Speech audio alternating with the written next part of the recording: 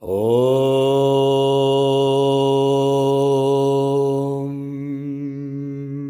Kayena vacha manasyendrayirva Bhutyatmanava prakriti swabhava Karomi adyat sakalam paresma Narayanayeeti samarpayami Narayanayeeti samarpayami.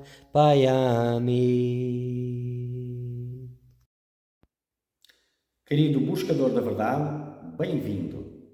Este é um momento muito auspicioso, pois vamos falar de Bhakti. Bhakti, amor divino, puro amor divino. E Bhakti como a essência de todos os caminhos espirituais e também como um caminho espiritual em si, Bhakti Yoga. Então, nesta série de vídeos, nós vamos falar sobre os Sutras de Shandilya. Então, Shandilya foi um sábio, um ser realizado, que realizou a Deus, que já tinha seguido outras filosofias, era um erudito nas escrituras e tinha uma abordagem também intelectual. Então, nestes sutras, o sábio Shandilya procurou a autoridade, a sabedoria, a firme sabedoria das escrituras para ver realmente qual era o melhor caminho para Deus. Então ele traz-nos nestes sutras, traz-nos muitas passagens confirmando de facto a autoridade de Bhakti.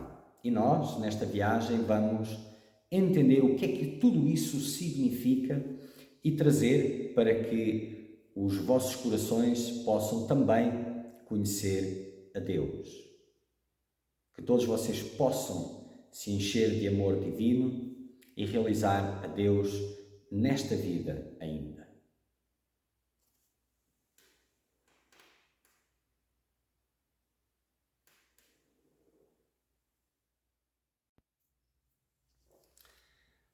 Continuando, Shandilya Bhakti Sutras, continuamos no Sutra 69,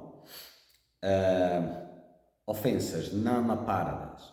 Então vamos começar agora, entrando em cada uma das ofensas. Não iremos percorrer todas, porque são muitas, mas iremos cobrir extensivamente o tema.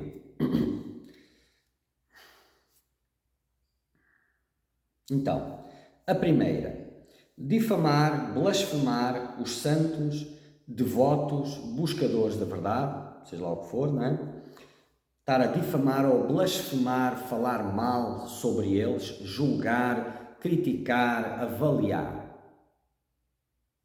Então, o primeiro ponto: blasfemar contra uma pessoa santa é mortal.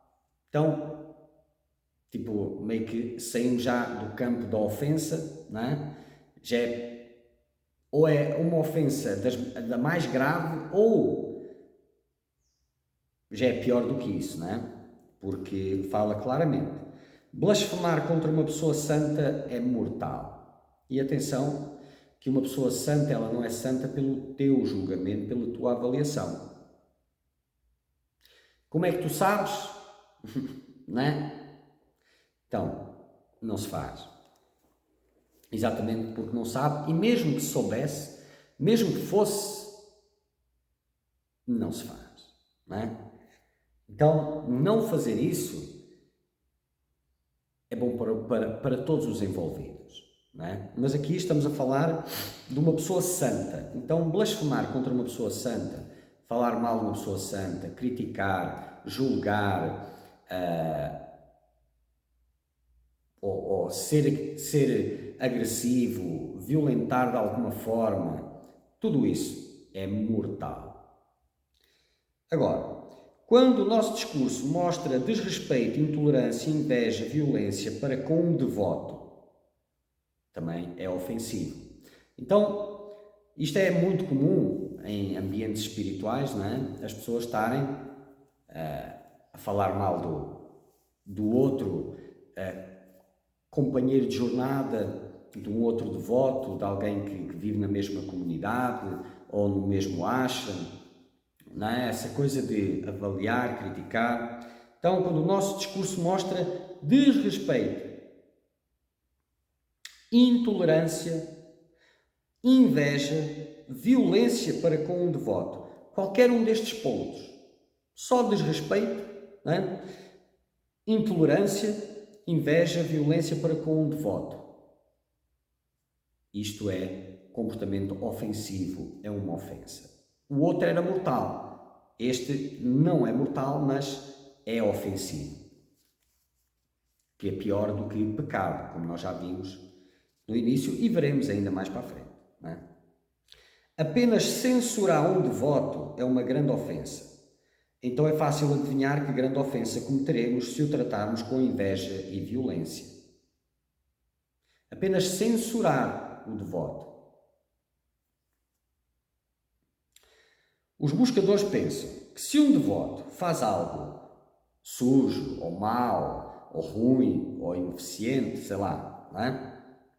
Então por que seria errado criticá-lo se estamos falando de um fato? Até mesmo falar assim equivale a uma ofensa. Este tipo de raciocínio equivale a uma ofensa.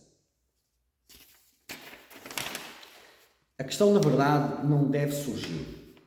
Mas o fato de discutir uma falha, esse é o problema. Não é? As Escrituras dizem,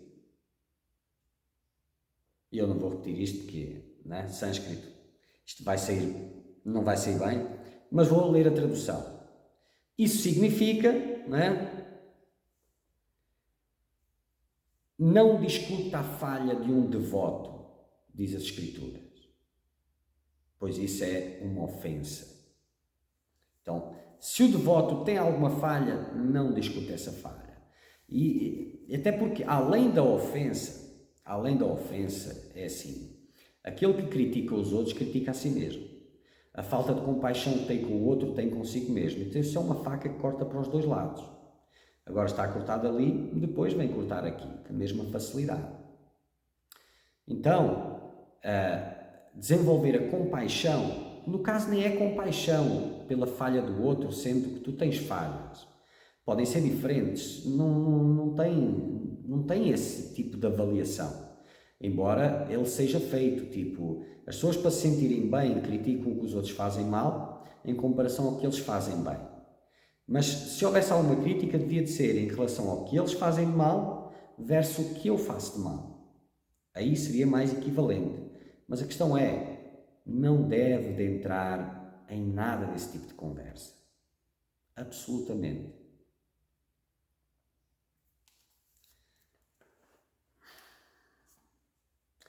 Se blasfemarmos contra tal devoto, estaremos fadados a cometer uma ofensa. Então não precisamos enfatizar quanto à parada, quanto à ofensa, cometeremos se criticarmos um bom devoto.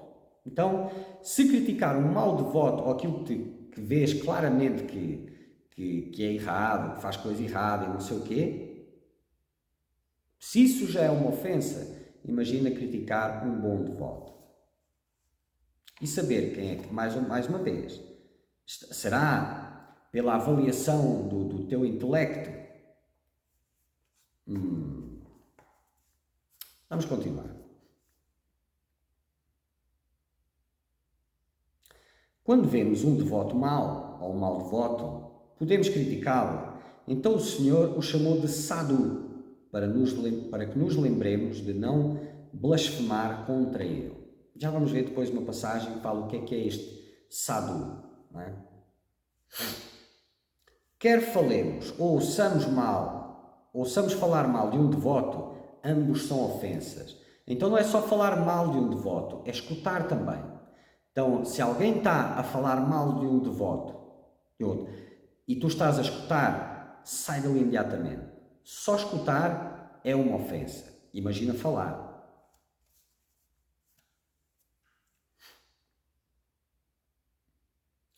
Portanto, se alguém blasfemar contra um devoto, devemos fechar nossos ouvidos, lembrar de Sri Bhagavan, de Deus, lembrar de Deus, e deixar aquele lugar.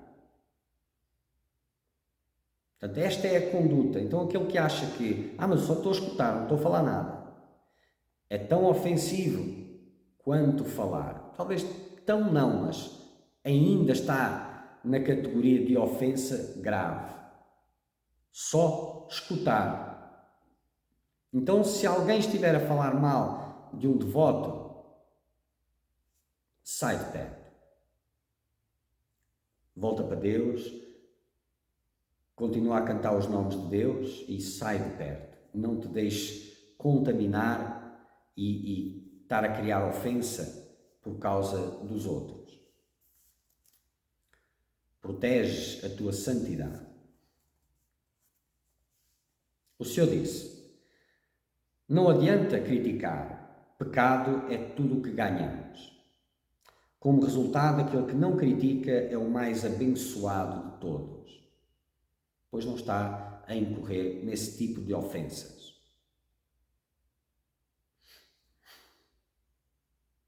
Portanto, das críticas, pecado é tudo o que se ganha. E eu digo até para aquele que está querendo chegar a Deus, não critica ninguém.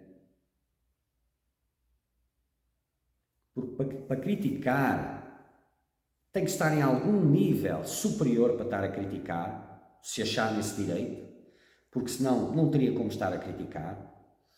E isso é agressivo para o outro que recebe essas críticas, quer escute, quer não escute, é a mesma coisa, chega até ele, e isso também faz com que o processo dele seja mais lento. Então, não criticar ninguém, mas criticar um devoto, um buscador, um santo, é muito ofensivo. Eu estou a colocar ênfase nisto, que é para ficar bem claro e bem marcado.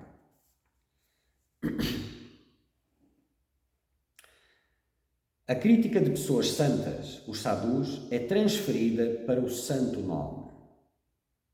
Então, estar a criticar uma pessoa santa ou um devoto que está em processo, está lá nas coisas dele, não é? É como se estivesse a insultar o nome sagrado, o nome de Deus, que é uma manifestação de Deus. Se alguém ofende, critica sadhus, cujos corações são puros, são um lugar de descanso para Govinda, o santo nome, nunca será agradável para com ele. Porque sadhuninda, crítica aos devotos, é a primeira e maior ofensa. Então, entender qual é a gravidade desse criticar, falar mal, ser intolerante, demonstrar impaciência para com um devoto, para com um santo, para com um guru. É a mesma coisa que para com Deus. E até para com Deus, que eu já disse, para com Deus também, não é?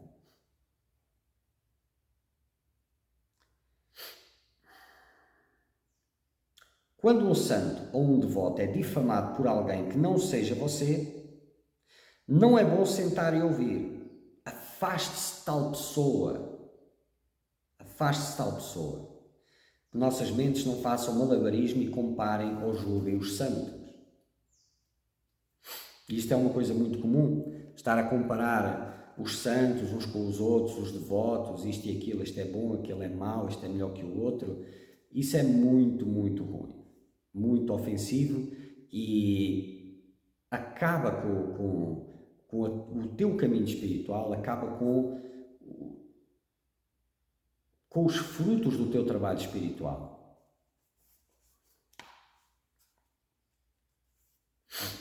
Lembrem-se, é preciso estar em algum lugar para criticar. E a humildade é a base do caminho espiritual. Aquele que tem humildade, que chegou na humildade, sabe que não é ninguém para falar de ninguém. E isto não estou a falar de ofensa, estou a falar de bom senso. Aqui o contexto é ofensa, que é um outro nível, não é? Mas, quer seja pela questão da ofensa, quer seja pelo bom senso, é a mesma coisa. Só que a questão é que, espiritualmente falando, tem um preço muito alto. As ofensas são piores que pecados. Então, se pecado já é o que é, ofensa então é muito acima.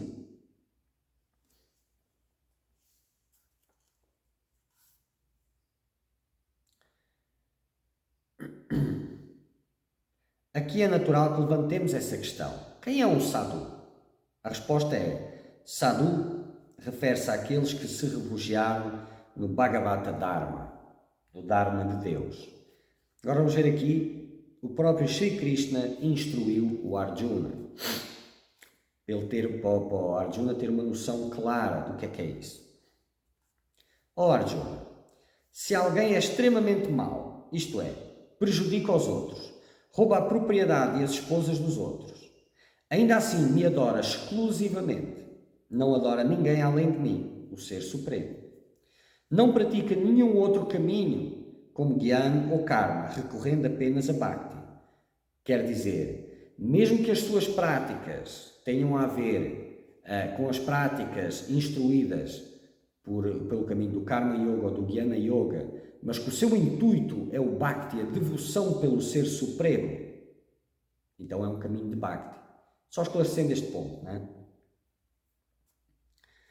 Não deseja chegar a ninguém além de mim, não busca mais nenhum outro desejo, mais nenhuma outra deidade, além do Deus Supremo. Aceite-o como um sadhu, mesmo que ele seja aquilo que ele falou antes, que seja ruim, que faça aquelas coisas todas. Aceite-o como um sadhu, afinal ele escolheu o melhor caminho, o que significa, ele decidiu, quer eu vá para o inferno ou obtenha uma forma de vida inferior, não adorarei ninguém menos que o Senhor, que o Ser Supremo. Então ele é um sadhu. Então agora imaginem, né, os devotos comuns comparado com este, né? Se este é uma métrica para sadhu, então os outros, qual o nível, né? Não entrando em questões de níveis, porque não se deve entrar nisso, pura e simplesmente, mas para ter uma percepção. O que é um sadhu? O que é um devoto? Então, mesmo aquele que claramente faz tudo aquilo, mas ainda assim está entregue a Deus, adora exclusivamente o Ser Supremo, já é considerado um sadhu, não deves de julgar ou criticar.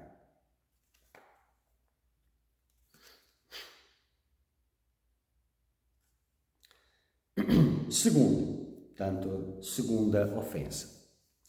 Olhar para o preceptor ou guru como um ser humano comum. Isto é muito comum, não é? Olhar para o guru, avaliar, julgar, projetar nele, tipo, as ações que ele está a fazer, porque se eu estivesse a fazer aquelas ações seria por esta e esta razão, que ele está a fazer a mesma coisa, não é? Então tudo isso é muito ofensivo. Então tratar o guru como um ser humano comum é uma ofensa grave. E agora vamos falar também um pouco do espírito, não é? É nosso dever principal servir nosso guru.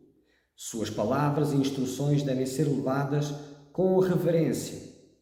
Mas pensamos que somos mais espertos que o nosso guru e tentamos questioná-lo, testá-lo e fazer todo tipo de coisas ruins, como avaliar um candidato na entrevista. Por favor, não façamos isso. Aqueles que reverenciam o guru mais do que o próprio Senhor são mais queridos pelo Senhor, por Deus. Então, aqueles que reverenciam o guru mais do que reverenciam a Deus são os mais queridos por Deus. Não é? Então, tem aqui vários pontos que são muito importantes. Então, é muito comum o devoto ou o buscador vai neste satsang, vai naquele satsang e fica a avaliar e não sei o quê, fica a questionar, a avaliar comportamentos, atitudes. Isto é muito detrimental para o próprio devoto. E não é assim que se fazem as coisas, mas já lá chegaremos, não é? Então, é nosso dever principal servir o nosso guru. Afinal, foi Deus que enviou para ti, não é? Suas palavras e instruções devem ser levadas com reverência, com sede, com respeito, com reverência. Devem ser tratadas como um néctar. Se são as palavras que me apontam o caminho da liberdade, quer sejam doces, quer sejam amargas, são as palavras necessárias e deve haver gratidão e reverência por recebê-las e colocá-las em prática.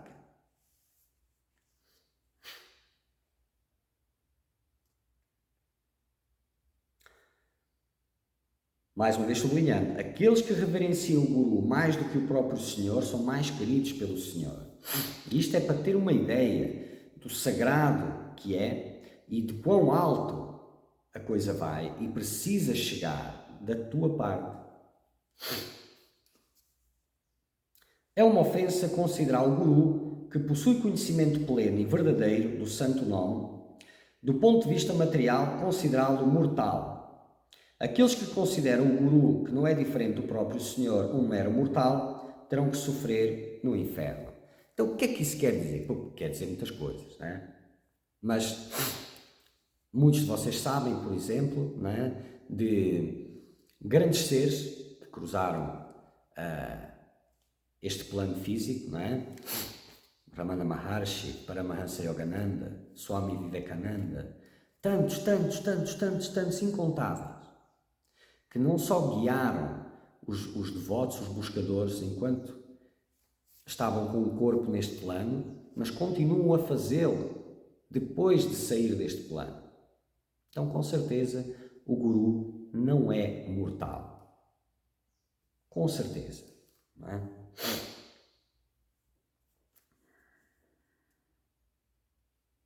Então, aqueles que consideram o Guru, que não é diferente do próprio Senhor, um mero ser mortal, terão que sofrer no inferno. É o ponto, não é? Ao contrário do que muitos acreditam hoje em dia, existem muitos infernos, não é? E estão por todo lado. Existem infernos aqui, neste plano físico, e existem outros infernos noutros planos. O que não tem é o inferno para sempre, não é? A eternidade no inferno. Isso não existe. Não querendo ofender ninguém, não é? Mas a não ser que as ofensas sejam eternas. Não é? Mas são lugares de sofrimento quando é a única forma de expiar os pecados, o peso, o fardo, para que depois aquela alma tenha uma chance numa próxima vida de fazer melhor, de se elevar mais. Então são lugares expiatórios. Tem outras formas de fazer isso, não tão drásticas, mas é nos pontos de maior cegueira, que nada mais resolveu. É uma ofensa. Este já li. Se desconsiderarmos o Guru, aqui o termo Shri Gurudev, não é? Ou considerarmos comum, ofenderemos o santo nome. E isso acontece quando não conhecemos os fatos sobre o Guru, então nós o tomamos em um sentido mundano. E como é que vai conhecer os fatos? Mal sabes ti, quanto mais do Guru, não é?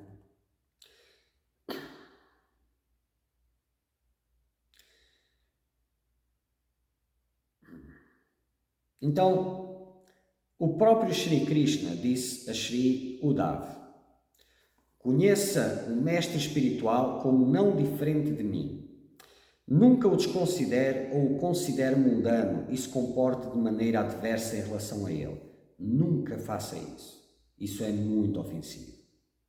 Então, Shri Krishna, que era uma encarnação de Deus, estava a dizer a um grande devoto, ensinando, não é?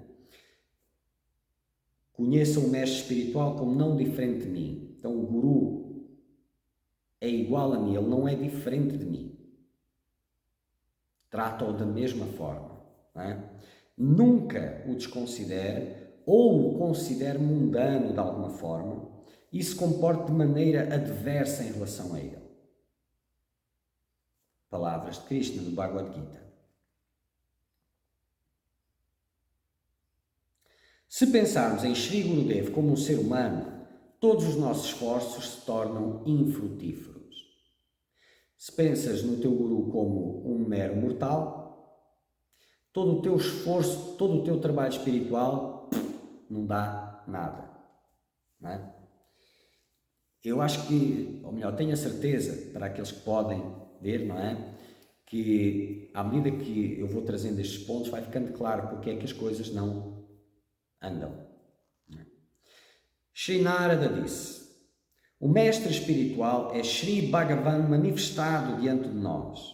Ele nos concede iluminação espiritual. Se formos tolos a ponto de considerá-lo um mortal, todos os nossos esforços espirituais, como estudo das escrituras e etc., tornam-se tão inúteis quanto Hastisnam, que quer dizer quanto o banho de um elefante.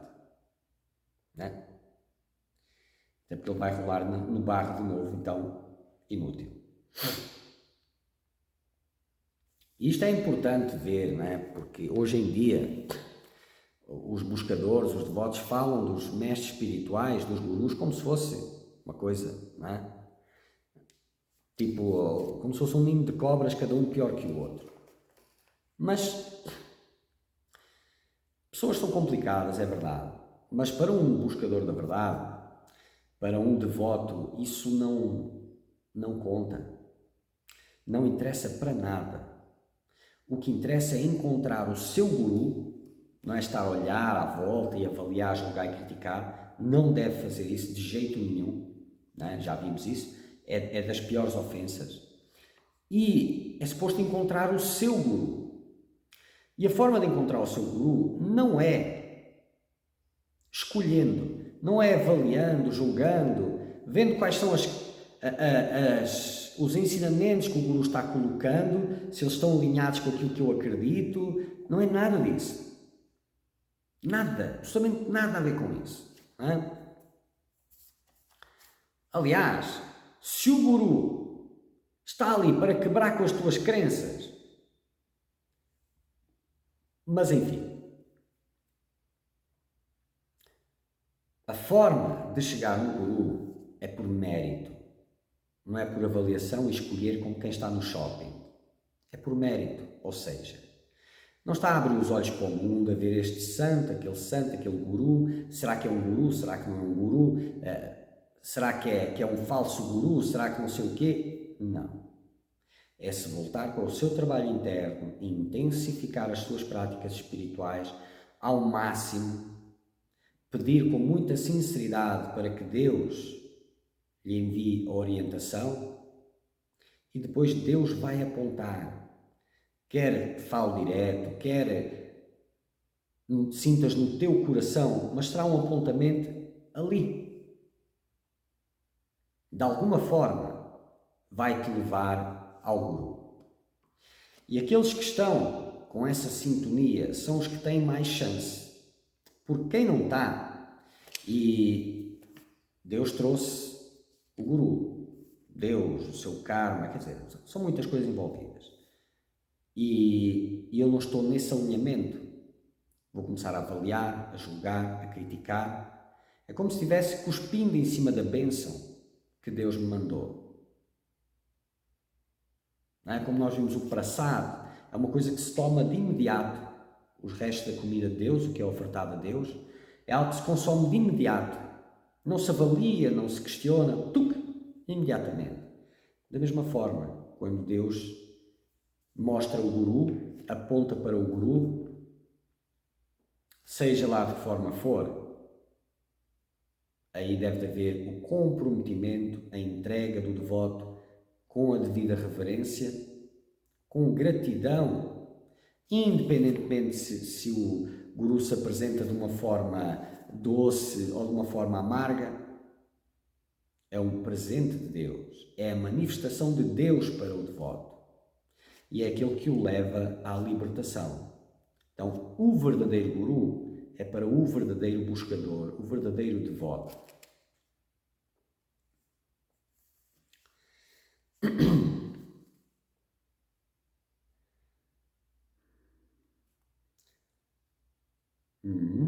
Certo? Isso também indica que, quando adoramos o mestre espiritual tanto quanto amamos Sri Bhagavan, que é Deus, obtemos todos os significados internos das escrituras dessa grande alma. Então, quando a nossa devoção para com o Guru chega ou é superior àquela para Deus, ou chega no mesmo nível, aí nós realizamos todos os frutos que são a promessa das escrituras através dessa alma, desse ser grandioso. E o que para esse transbordo de bem-aventurança do Guru para o discípulo, para o devoto, são as suas impurezas, as impurezas do devoto, a falta de reverência, a falta de devoção, de solenidade, de respeito, etc. Portanto, devemos sempre pensar nas boas qualidades do mestre espiritual e cantar as suas glórias. Devemos considerar seu corpo divino e não ver nenhuma falha nele. Devemos perceber que quando não realizamos as práticas espirituais conforme suas instruções e não entoamos os mantras dados por ele, desrespeitamos o mestre espiritual e ofendemos o santo nome. Isto é muito importante, não é? Então, se tem estado a clamar a Deus, a suplicar a Deus por orientação para que te leve de volta para Ele, de volta para casa, para a autorrealização, para a realização de Deus, como lhe queiras chamar, depois Deus envia-te a manifestação dele para ti, que é o Guru. E depois o Guru dá a instrução e o desconsideras, não levas a sério a instrução, não pões em prática com reverência, com urgência, com intensidade, com respeito. Não cantas os mantras da forma como ele diz para cantar, e quando, e como, e onde, no caso deve ser sempre, não é? Isso é uma ofensa, é ofender o santo nome.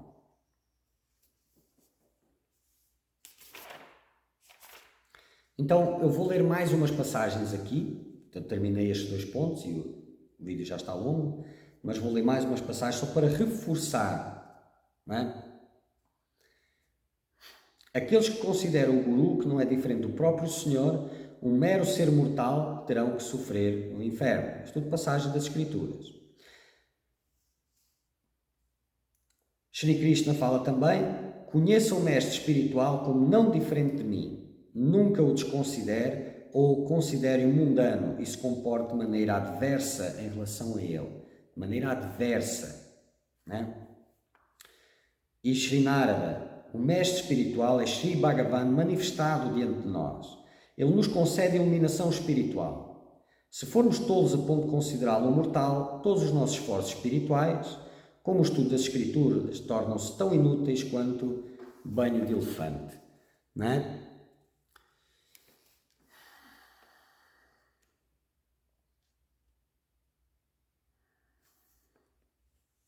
Quando adoramos o mestre espiritual, tanto quanto amamos Deus, obtemos os significados internos das Escrituras dessa grande alma. Agora, o que dizer desses de vocês que criticam, julgam, falam mal, questionam, não é? Não só o Guru quanto a Deus, não é? Já vi isto acontecer muitas vezes, estar a questionar o próprio Deus, porque é que ele faz assim, porque é que ele faz assado, isto é certo, aquilo é errado. Fantástico, não é? E depois a surpresa da pureza não aumentar, das práticas não evoluírem, de Deus não se fazer presente constantemente. Continuamos nos Namapardas. Foram os 2 pontos, tem muitos mais pela frente. Muito bem.